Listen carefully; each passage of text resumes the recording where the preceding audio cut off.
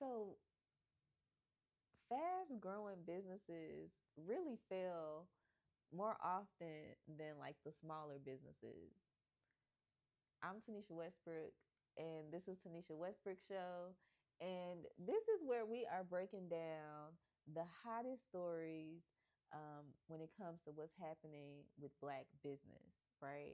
So we're going to talk about entrepreneurship and marketing and a lot of things that affect us as a culture. So this week, something that's been in the news is this story about Pinky Cole. Do y'all know Pinky? Okay, so well, I find it interesting about her story because of like the way she started. So her business uh, started in like 2018, and from what I can remember, just based off like things that I read or um, like watched, was that she started off. She was probably like working in retail or something, and but she had like a side business, and she got invited uh, to this shoot. It was a celebrity. I don't know if it was Snoop Dogg or somebody, but it was somebody. It was like a celebrity shoot. She brought her vegan food. Everybody loved it. And so she started like peddling the vegan food. And then before you know it, she came up with Slutty Vegan. It blew up. She had all of these restaurants. They opened hella restaurants, right? And she not only, it wasn't just like a success story about a black owned small business. It was like a cultural phenomenon, like the marketing behind it, people getting excited about just this black woman uh entering the restaurant industry, but doing it in like a way that was super disruptive. So fast forward to today, Pinky Cole is she's been in the news. She's been in the news several times.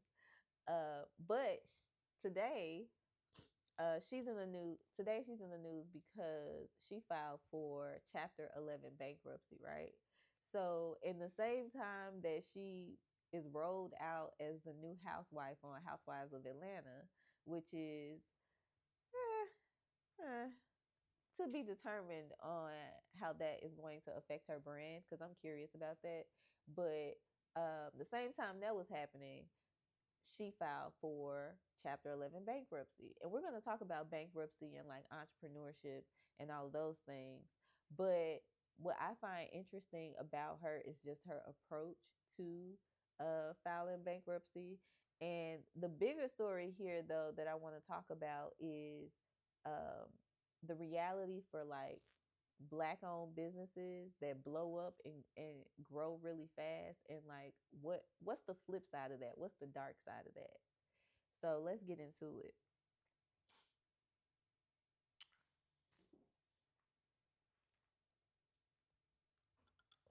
Now what I did find funny about this was, so people were like up in arms like, how are you so this successful entrepreneur but you filed for bankruptcy? And I really loved her response, because when you think about like personal branding and things like that, she started making videos like you know how rappers feud and they make response videos. She started making videos. So she did a video that was like a spoof of Miss Rachel, where she was breaking down. She had on like the overalls and stuff. Like I thought it was funny, and she was just breaking down like what the different types of bankruptcy. So I thought that was interesting because I really had to like do some research about bankruptcy and what that really means. Like, most people know Chapter 7 bankruptcy, right? So that's when you are going to the courts and saying, I ain't got it. So they just liquidating all your assets, everything that you have, so that you can pay off your debt. So when people think like, oh, we're filing, that person filed for bankruptcy, um, that's what that's what it is. But in her case,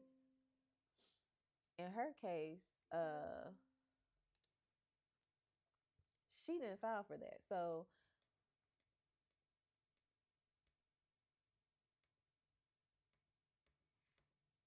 I want to break down. the different types of bankruptcy so that like we all know what's going on. And I had to do some research on this, so I want to pull it up just to make sure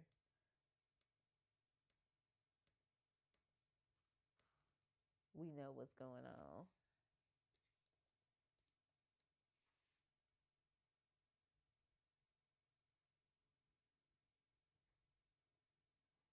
Okay.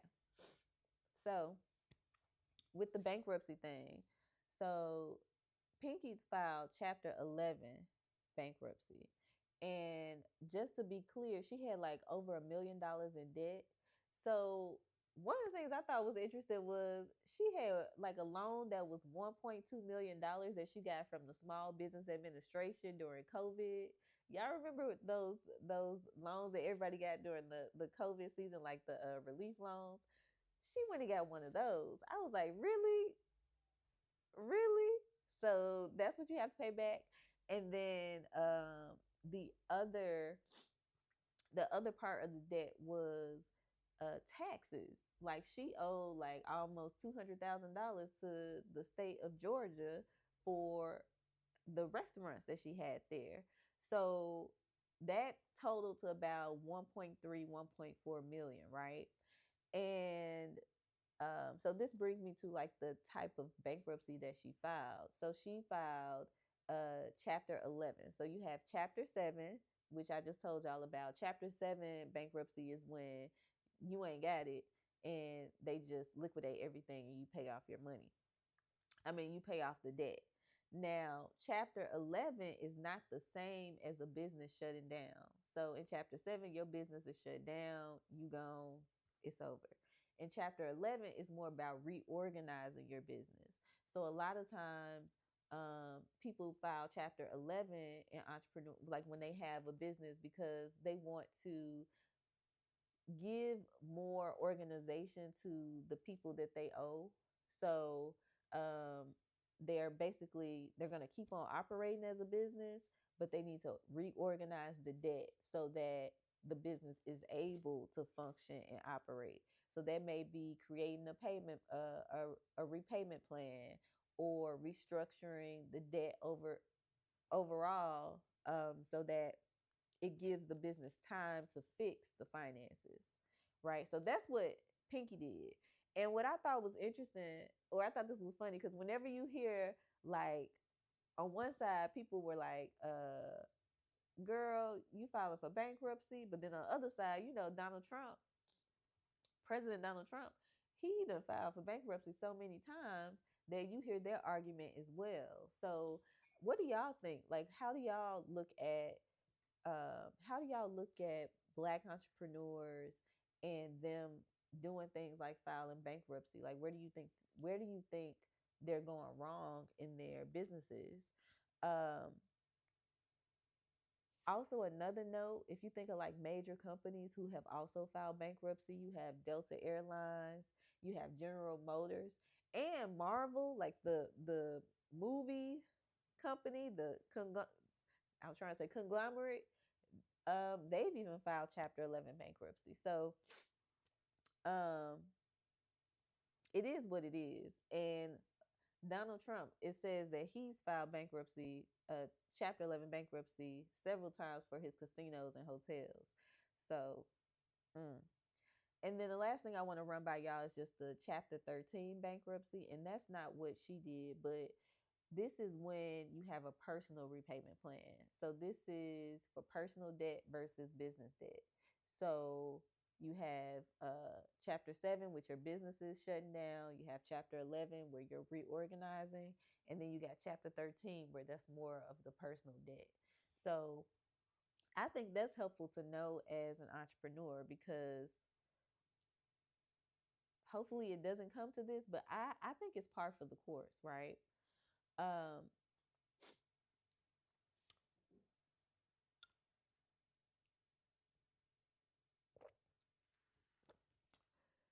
so this goes back to the bigger conversation about how businesses grow really fast. Like if you think about, I'm trying to think of like other examples of slutty vegan.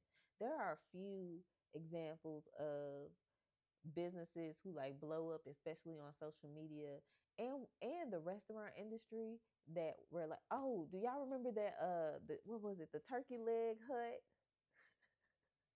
Y'all remember the turkey leg hut, how they blew up? And the food was good. They were going viral. They were making bands. The business was growing, and then all of a sudden, internally, the business couldn't keep up with the growth that was happening.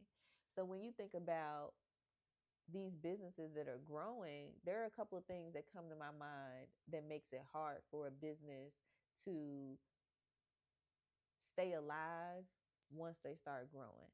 Cause think about it like this.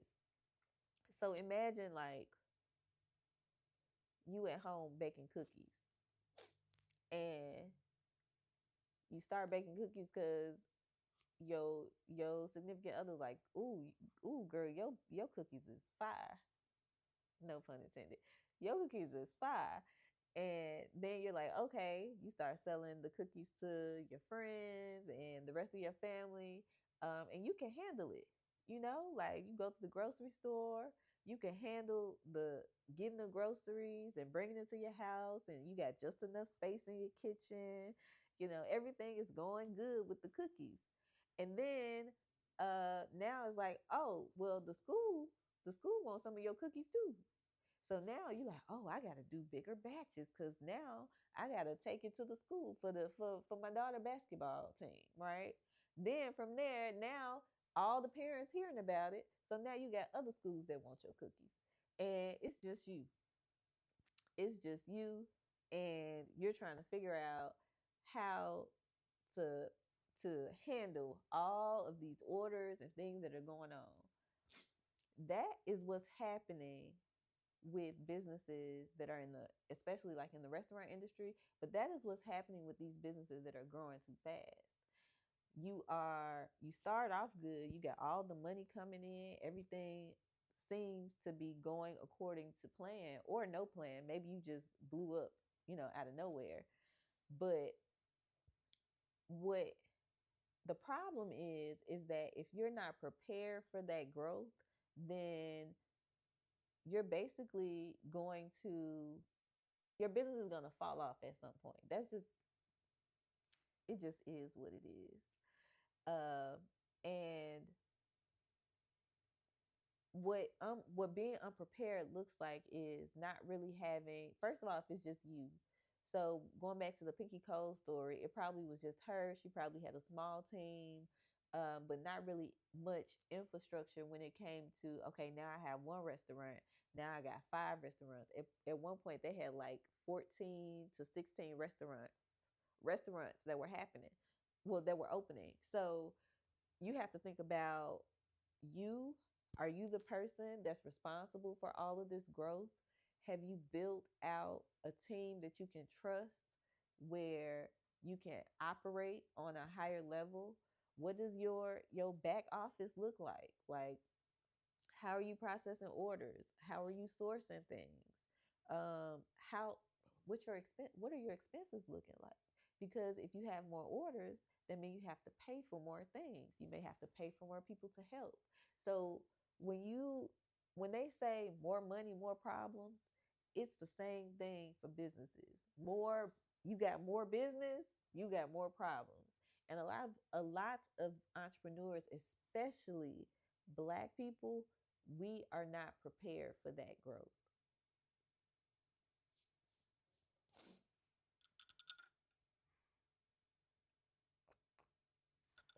How am I doing? I'm a little stopped up. I think I need to take a 2 second. How are we on time? Where we at? Ooh, you go, girl.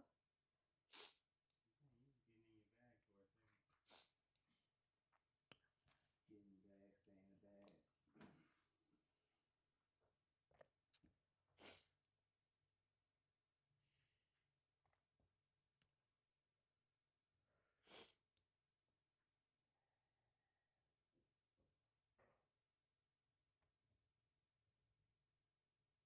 Oh, I want to talk about that too.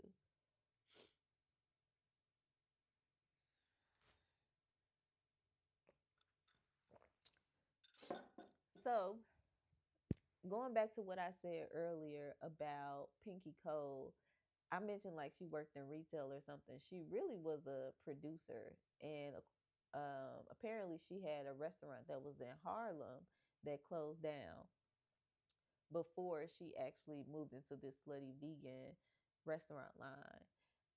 But what I think is interesting also about Pinky Cole's story is that this isn't the first time that she's been in the news when it comes to money.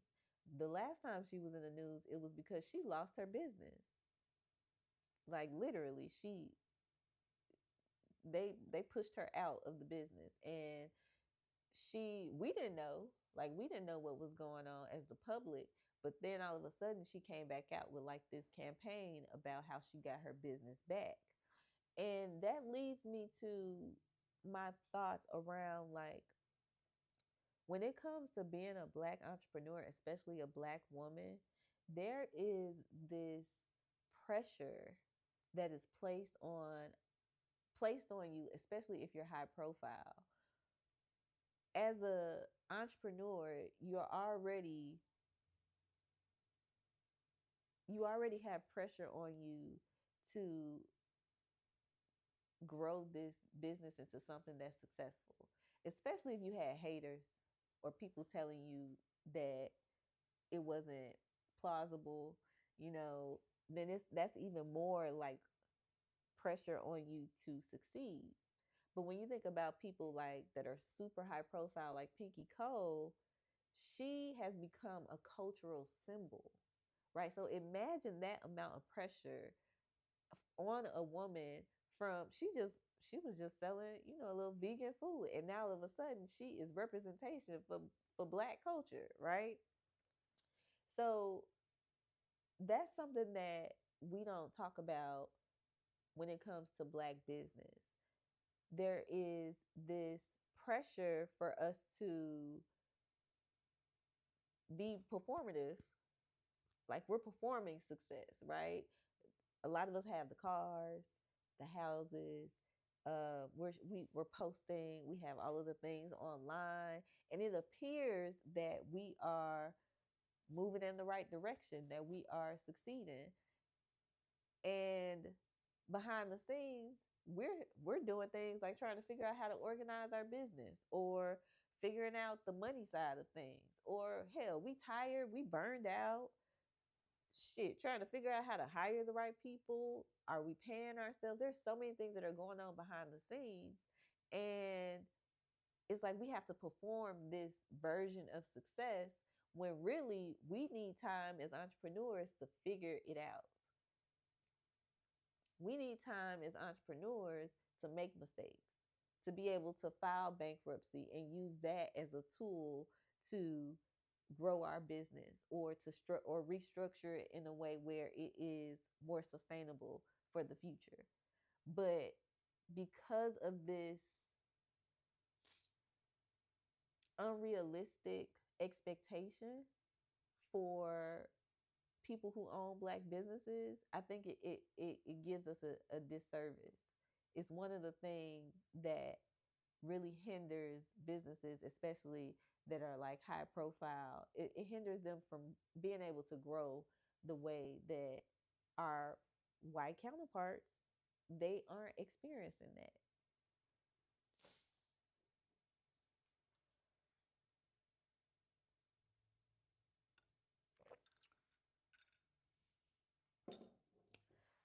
Which brings me to a question about uh, how Pinky Cole is managing all of these things as a black woman founder. You know, how what you doing, girl? What how are you figuring that part out? Um, because there are so many other stories, and we'll talk about them in some of the other episodes. But there is this there is this silent thing that's going on behind the scenes about how Black businesses are closing, how Black businesses are struggling. And it's not because, we don't have good products. It's not because we don't have passionate people who have started those businesses, or and a lot of times it's not even because we don't have the skill set. It is because a lot of us are not equipped for the growth. And the other thing is, like, back in 2020, there was a lot of support around. There was a lot of rallying around Black owned businesses. But fast forward to 2026, you you'll be lucky if you get one or two supporters, because it's just a more difficult climate right now. So that is a bigger conversation that we'll definitely be approaching in the future. But tell me what y'all think about this. Tell me what y'all think about um, Pinky Cole's story, using bankruptcy as a tool, and this cultural phenomenon when it comes to a business blowing up and having all of this great social media success and grand openings, but on the flip side of that, the struggle that's really happening behind the scenes with Black businesses. Taniesha Westbrook signing out. Millennial peace sign.